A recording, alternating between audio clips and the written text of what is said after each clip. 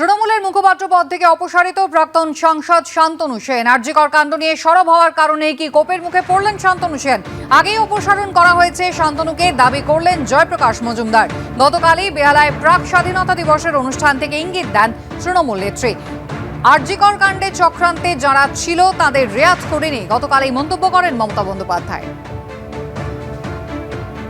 তৃণমূল কংগ্রেসের যে মুখপাত্রদের তালিকা আছে সর্বভারতীয় তৃণমূল কংগ্রেসের, সেই তালিকার থেকে সেখান থেকে প্রাক্তন সাংসদ শান্তনু সেনকে সরিয়ে দেওয়া হয়েছে।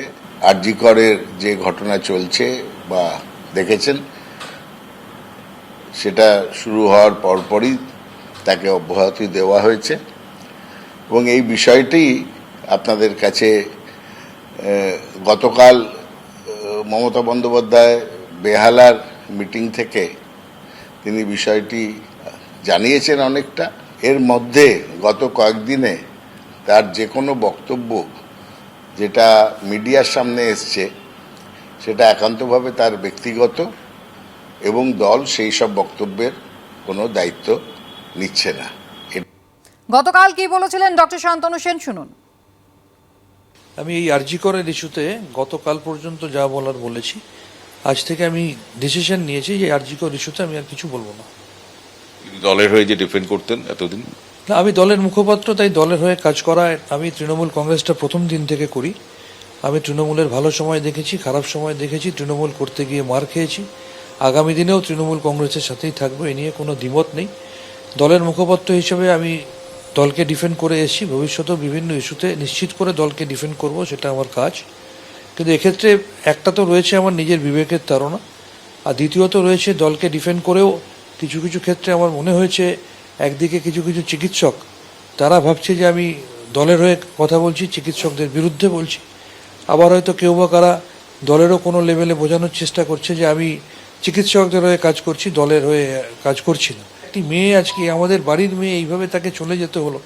তারপরেও নিশ্চিত করে কিছু কিছু ক্ষেত্রে সরকারের যে ভূমিকা, যেগুলো সদর্থক ভূমিকা, সেগুলোকে আমি নিশ্চিত করে সমর্থন করেছি। পাশাপাশি চিকিৎসকদের দিকটাও, চিকিৎসকদের যে দাবি, যে দাবিকে মুখ্যমন্ত্রী নিজে সমর্থন করেছেন, আমি কিন্তু সেই দাবির বাইরে নই। কিন্তু তাও সেটা করতে গিয়ে যদি কখনো কখনো কেউ কেউ দলের কাউকে বোঝানোর চেষ্টা করে যে আমি দলের পক্ষে বলছি না, তাহলে আমি চিকিৎসকদের হয়েও, চিকিৎসকরা এক অংশ ভাববে যে আমি দলের হয়ে কাজ করছি। আবার দলের কেউ বা কারা আমি এত কিছু ডিফেন্ড করার পরেও তারা ভাববে যে আমি দলের হয়ে কাজ করছি না। তো এই জায়গায় আমার মনে হয়েছে নিজের বিবেককে শোনা উচিত। আমার বিবেক বলেছে যে আমি আরজিকর মেডিকেল কলেজ ইস্যু বাদে দলের মুখপাত্র হিসেবে ভারতবর্ষের যে কোনো রাজনৈতিক ইস্যু নিয়ে আমি কথা বলতে তৈরি। দলের মুখপাত্র পদ থেকে অপসারণ করা হয়েছে প্রাক্তন সাংসদ ডক্টর শান্তনু সেনকে। তিনি একেবারে স্পষ্ট বললেন, গত পরশু পর্যন্ত আরজিকর কাণ্ড নিয়ে যা বলার তিনি বলেছেন।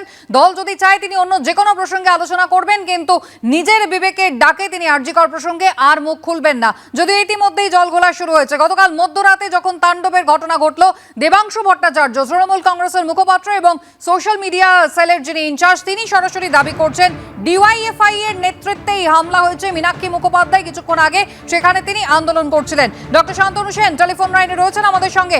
ডক্টর সেন, দেবাংশু ভট্টাচার্য তিনি দাবি করছেন গতকালের হামলার পিছনে রয়েছে ডিওয়াইএফআই, এবং সুজন চক্রবর্তী তিনি স্পষ্ট বলছেন ডিওয়াইএফআই যদি হামলা চালাতো তাহলে পুলিশ কি এভাবে চুপ করে দাঁড়িয়ে থাকতো, না মেরে ছেড়ে দিত?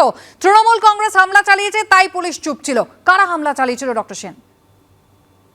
গতকাল মধ্যরাতে আমার দলের সর্বভারতীয় সাধারণ সম্পাদক সাংসদ অভিষেক বন্দ্যোপাধ্যায় তিনি এক্স হ্যান্ডেলে যে পোস্ট করেছেন, আমি শুধু সেই পোস্টটাকে 100% সমর্থন করে একটাই কথা বলবো, তিনি পুলিশ কমিশনারকে অনুরোধ করেছেন যে বা যারা করেছে কোনো রং না দেখে এটা দৃষ্টান্তমূলক শাস্তির ব্যবস্থা করা হোক।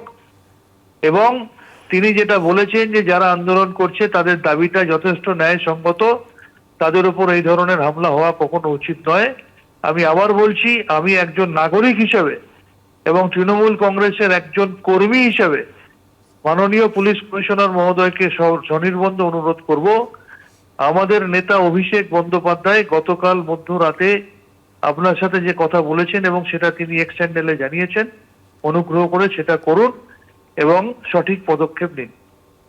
ডক্টর সেন, ধন্যবাদ।